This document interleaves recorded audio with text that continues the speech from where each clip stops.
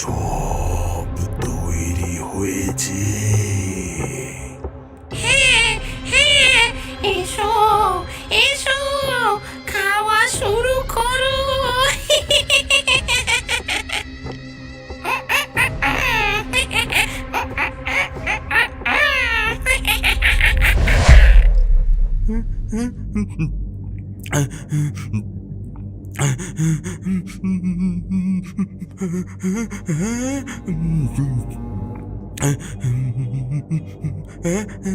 তোমরা তো তো তোমরা তোমরা কারা? রহিম গ্রামের এক সাহসী যুবক। সে লুকিয়ে লুকিয়ে সবকিছু দেখে এবং শুনে ফেলেছে। ভূতেরা তাকে দেখে চমকে ওঠে। এই মানুষ এখানে কি করছে? তুই এখানে কি করছিস? চলে যা, চলে যা এখান থেকে। আমি আমি তোমাদের রহস্য উন্মোচন করে দেব। গ্রামবাসীদের জানাবো তুমি তুমি একটা ডাইনি। হ্যাঁ।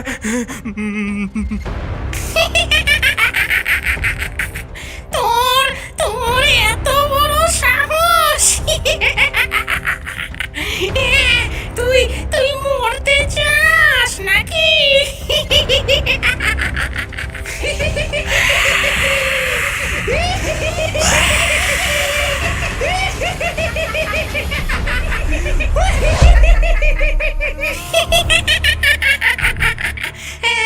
থামো থামো, ওকে ওকে আমার হাতে ছেড়ে দাও। কিন্তু আমি ওকে সামলে নেব। ডাইনি রহিমের দিকে আস্তে আস্তে এগিয়ে যায়। তার চোখে ভয়ঙ্কর রাগের আগুন জ্বলছে। তুমি তুমি তুমি আমার সঙ্গে কি করতে চাও? হ্যাঁ।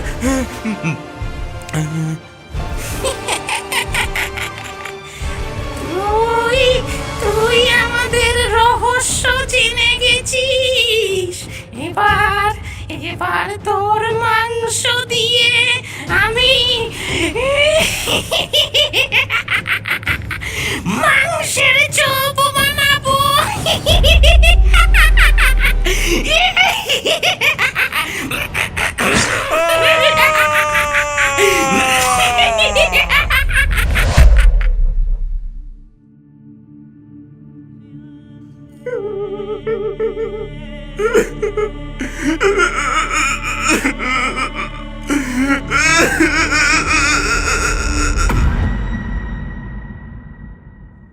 পাঁচু নামের একটা চোর চুরি করে পুলিশের ভয়ে এই শ্মশানের মধ্যেই লুকোতে আসে।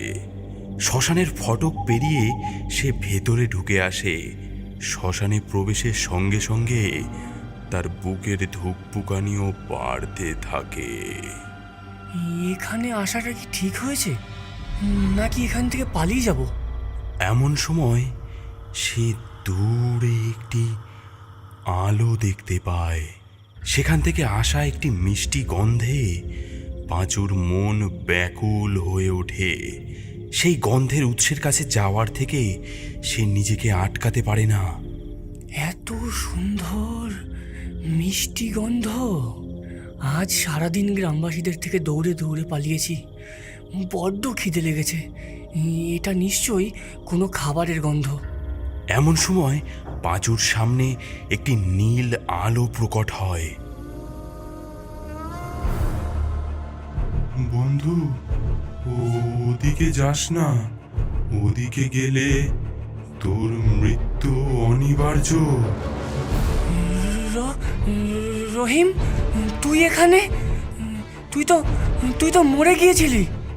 হ্যাঁ, আমার শরীরের মৃত্যু ঘটেছে, কিন্তু আমার আত্মা আত্মা এখনো বেঁচে আছে। পাঁচু সাবধান, ওই ডাইনির চপের দোকানে যাস না, ওগুলো মানুষের মাংস দিয়ে তৈরি। তুই কি সব বলছিস রহিম? তুই তো মরে গিয়েছিস। আর আর তুই কি করে জানলি যে ওগুলো মানুষের মাংস দিয়ে তৈরি? আমি আমি সব কিছু জানি, কারণ ওই ডাইনি আমাকেও মেরে ফেলেছে। তুই তুই ওর ফাঁদে পড়িস না, তুই ওর ফাঁদে পড়িস না। আমি তোর কোনো কথা বিশ্বাস করি না। তুই আমাকে ভয় দেখাস না। আমি তো তোর ভালো চাই, তুই সাবধানে। রহিমের কথা শেষ না হতেই পাঁচু সেই দোকানের দিকে এগিয়ে চলে। সেখানে গিয়ে সে দেখে একটি বৃদ্ধা মহিলা একটি জ্বলন্ত উনুনের সামনে গরম তেলে একের পর এক মাংসের টুকরো ছেড়ে দিচ্ছে।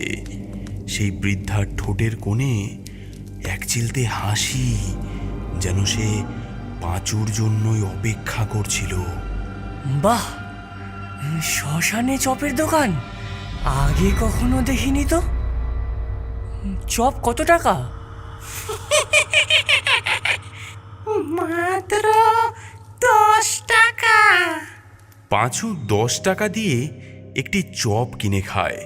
চপের স্বাদে তার মুখ উজ্জ্বল হয়ে ওঠে। বাহ, কি অসাধারণ স্বাদ! এরকম চপ আমি কখনো খাইনি। তোমার পছন্দ হয়েছে শুনে ভালো লাগলো। এই নাও, এই নাও, আরো খাও। এমন সময় পাঁচু ভয়ে চারিপাশে তাকায়। সে দেখে অন্ধকার থেকে বেরিয়ে আসছে লালচে চোখের জুটি, আরো এক জুটি, তারপর আরো, এমনভাবে বেরোতেই থাকে। সে দেখে আস্তে আস্তে চারপাশের শ্মশান ভূমি থেকে উঠে আসছে কঙ্কালের দল।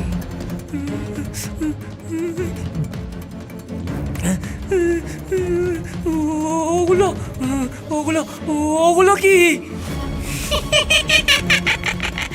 ওরা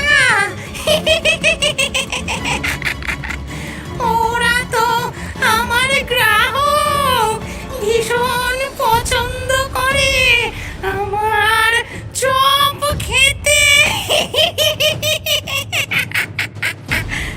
পাঁচুর বুকের ভেতরটা যেন হিম হয়ে আসে, মস্তিষ্ক যেন কাজ করছে না, মাথা ঘুরছে, এক্ষুনি হয়তো সে অজ্ঞান হয়ে যাবে। এবার তার রহিমের কথাগুলো মনে পড়ছে। সে পালানোর জন্য পথ খুঁজতে লাগে।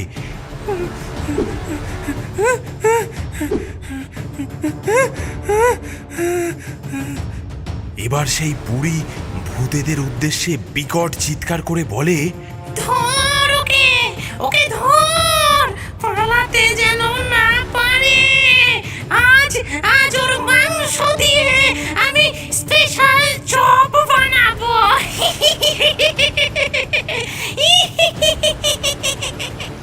সেই বৃদ্ধার সংকেত বুঝে ভূতেরা পাঁচুর গলা পাকড়াও করে তাকে ঘিরে ফেলে।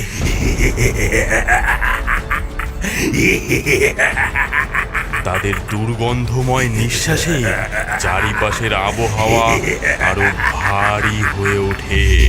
পাঁচু মরিয়া হয়ে চেঁচাতে থাকে, রহিম, রহিম, কোথায় আছিস?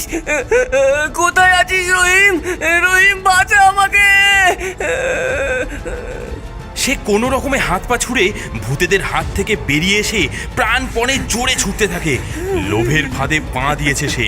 এখন তাকে একমাত্র একজনই বাঁচাতে পারে, সে হলো রহিমের ভূত।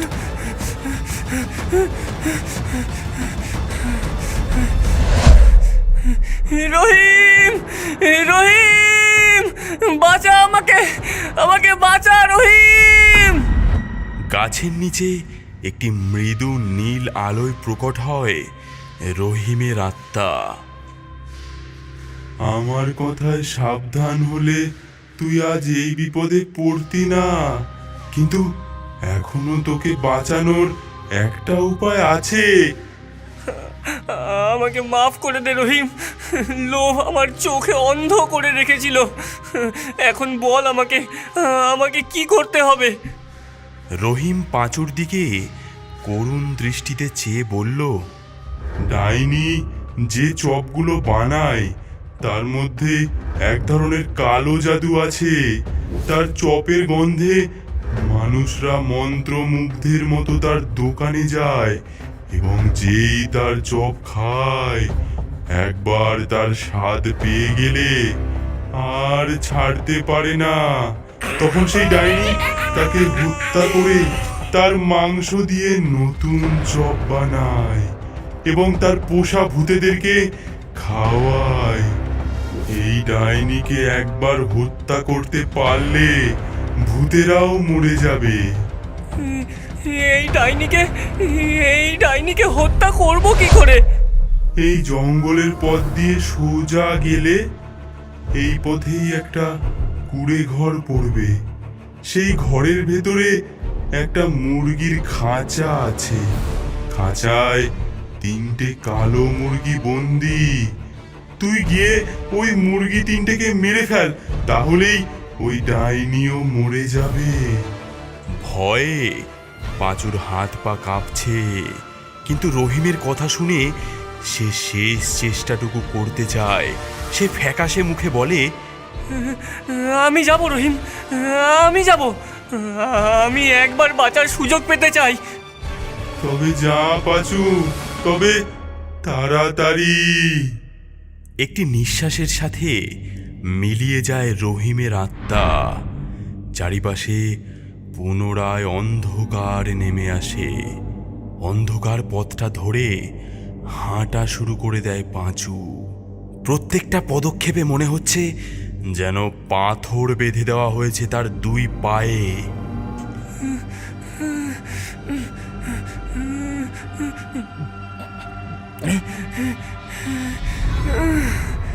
ঘন জঙ্গলের ভেতর দিয়ে হাঁটতে হাঁটতে ভয়ে পাঁচুর পা জড়িয়ে আসে।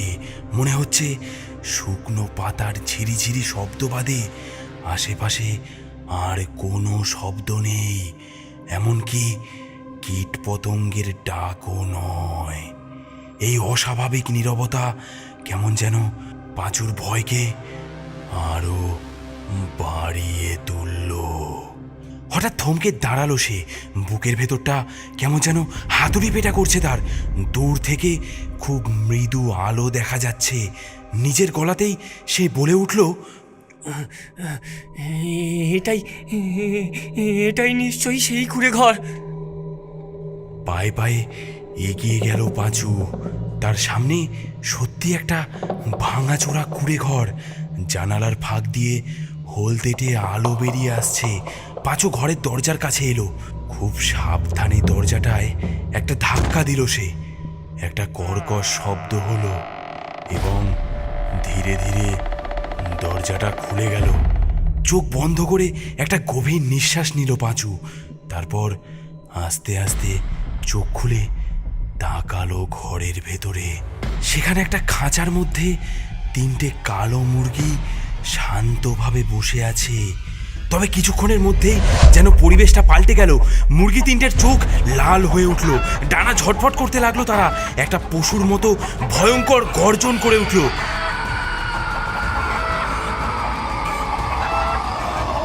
পাঁচুর সারা শরীর যেন ঠান্ডা হয়ে গেল। সে আর এক পাও এগোতে পারছে না।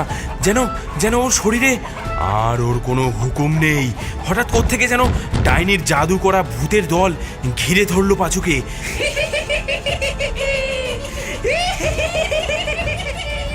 তাদের ভয়ঙ্কর হাসি আর অদ্ভুত চিৎকারে কাঁপতে লাগলো কুঁড়ে ঘরটা।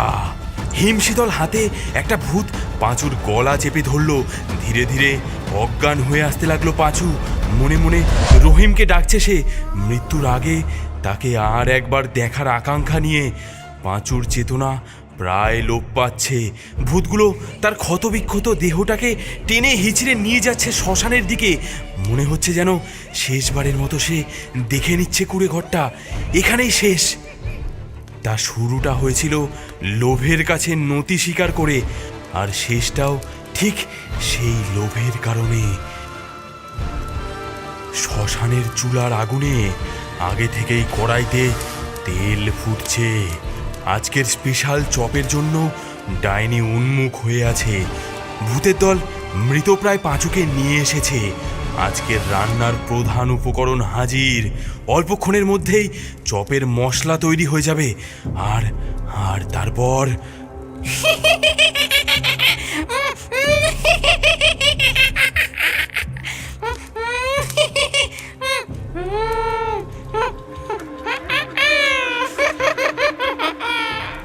অস্পষ্ট হয়ে আসা পাঁচুর মনে হঠাৎ আলোর ঝলক। চোখ খুলে সে দেখল দাঁড়িয়ে আছে রহিম। রহিমের চোখে রাগ আর হতাশা মিশে। পাঁচুকে সে বলল, তোর আমার কথা শোনা উচিত ছিল। আমি চাইনি এমন পরিণতি। আমাকে বাঁচা রহিম, আমাকে বাঁচা রহিম। নীল রঙের একটা আলোর গোলক তৈরি করলো রহিমের আত্মা। তারপর আলোটাকে সে ছুড়ল ভূতগুলোর দিকে।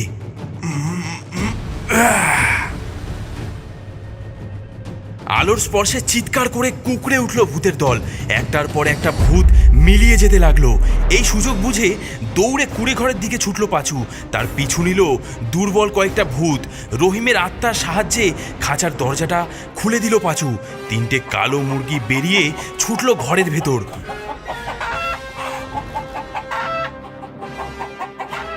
ধর এগুলোকে, পালাতে দিস না। এগুলোকে মারতে পারলেই ডাইনি মরে যাবে। এদিকে সেই ডাইনিও তার কুড়ে ঘরের বাইরে এসে উপস্থিত হয়েছে। রাগে তার ভয়ঙ্কর রূপ আরও ফুটে উঠছে। চুলগুলো উস্কো খুস্কো হয়ে এলোমেলো হয়ে গেছে। সে তার ফুটন্ত কড়াই থেকে চপ তুলে নিয়ে জ্বলন্ত চপগুলো ভূতেদের দিকে ছুঁড়ে দিচ্ছে। নে আমার পোষা কুকুরগুলো, এগুলো এগুলো খা। আর আর ধরে নিয়ে আয় ওই বেটাকে। আগুন আর চিৎকারে ভরে গেল শ্মশান। গভীর অন্ধকারের আড়ালে লড়াই চলছে ডাইনি আর তার ভূতের দল এবং পাঁচু ও রহিমের আত্মার মধ্যে। রহিমের আত্মা এক একটা নীল আলোর গোলা ডাইনি এবং তার ভূতেদের দিকে ছুড়ে দিচ্ছে। সেই আলো লেগে ভূতেরা ছত্রভঙ্গ হয়ে যাচ্ছে। তাদের বিকট চিৎকারগুলো ক্রমশ মিলিয়ে যাচ্ছে রাতের অন্ধকারে।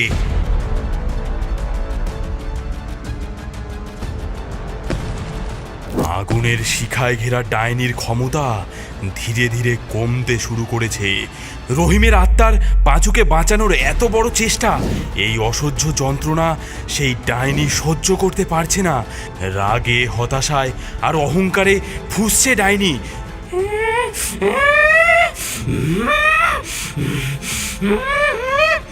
সে বুঝতে পেরে শেষ চেষ্টা হিসেবে নিজের সব ক্ষমতা এক জায়গায় জড়ো করতে থাকে।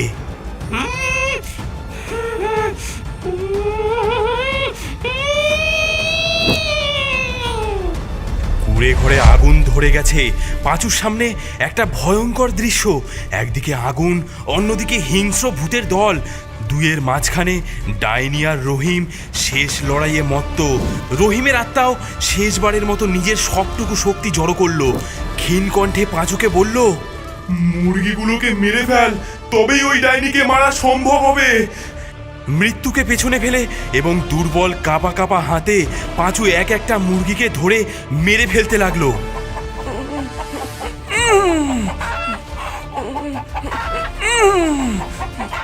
ডাইনির শেষ ক্ষমতার ঝলকটা পাঁচুর উপর আঘাত হানার আগেই ঠিক সেই মুহূর্তে পাঁচুর শেষ মুরগিটার মাথা ছিঁড়ে ফেলল।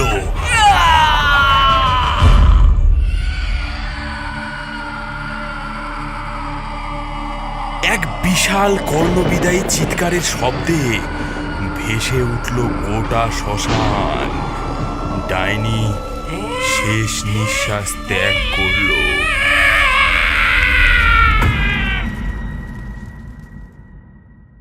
চপের গন্ধ আর নেই। ডাইনির মৃত্যুর সাথে সাথে মিলিয়ে গেল তার সমস্ত ভূতের দলও। আগুন ধীরে ধীরে নেভার মুখে ফুটে উঠছে ভোরের আলো। কঠিন এক লড়াই পেরিয়ে মুক্তি পেয়েছে পাঁচু। চোখ বন্ধ করে সে দেখল রহিমের আত্মাও মুক্তি পেয়ে এক অজানা আলোর দিকে মিলিয়ে যাচ্ছে। সেই দিন থেকে শ্মশানে চপের দোকান আর কেউ দেখতে পায়নি।